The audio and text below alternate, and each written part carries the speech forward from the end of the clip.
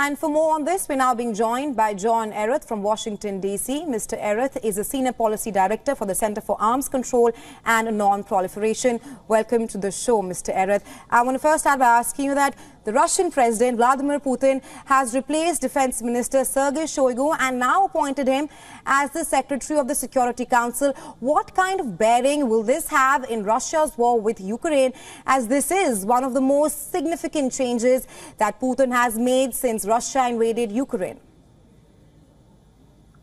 I think there are two important considerations here. The first is the time.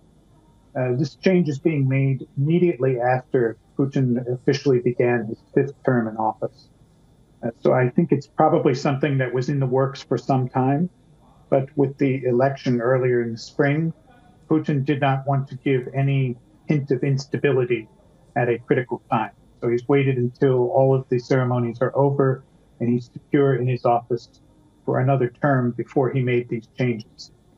The second thing to consider is that one does not change one's team if things are going well. So this is an indication that certainly Putin, as well as probably many of the other leaders in Russia, are not pleased with the way the war is going, and they think that it can be run better. Shoigu and Patrushev were two of the key people in planning and executing the invasion of Ukraine and conducting the war that's been going on for more than 2 years. So their change at this time indicates that Putin thinks that it can be done better, and he thinks he has somebody who can do it better. Right, Mr. Erath, you speak of the timing of the replacement of the defense minister. Just to follow up on that, Shoigu was defense minister since 2012. For 12 years, he was defense minister of Russia and he was spearheading the war in Ukraine. The question being that why was he replaced right now after already being in job for 2 years? That is, that he started spearheading the invasion of Ukraine.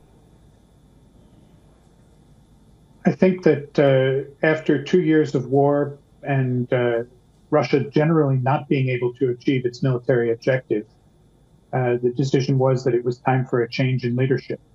That change was not going to come with the change in the presidency, who was ultimately the commander-in-chief. So it was at the next level. Two of the key people in planning and conducting the war have been replaced.